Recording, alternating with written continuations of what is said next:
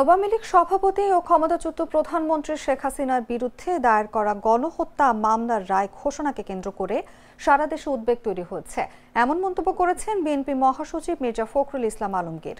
রোববার জাতীয় প্রেস ক্লাবে মাওলানা ভাসানীর ৪৯তম মৃত্যুবার্ষিকী উপলক্ষে আয়োজিত আলোচনা সভায় তিনি বলেন, রায়ের কারণে দেশে এক ধরনের অনিশ্চয়তা ও আতঙ্ক বিরাজ করছে। কিছু মহল পরিকল্পিতভাবে নৈরাজ্য সৃষ্টি করতে চাইছে, যা রোধ করতে হবে। আমরা আজকে ছাত্র জনতার একটা অভ্যুত্থানের মধ্যে যোগ দিয়েছেন। কারণ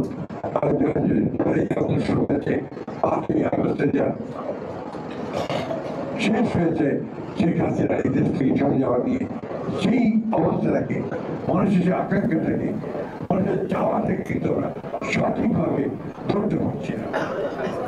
আজকে এই সরকার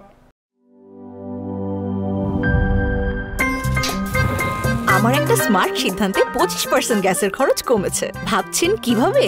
সাধারণ গ্যাস স্টোভ বদলে আমি এনেছি আরএফএল গ্যাস স্টোভ। এর সাইন্টিফিক নজল ও ব্রাস বার্নার ক্যাপ সমানভাবে তাপ ছড়িয়ে রান্না করে দ্রুত, তাই গ্যাসও বাঁচায় 25%, টাকাও বাঁচে 25%। আরএফএল গ্যাস স্টোভ নিরাপদ ও গ্যাস সাশ্রয়ী।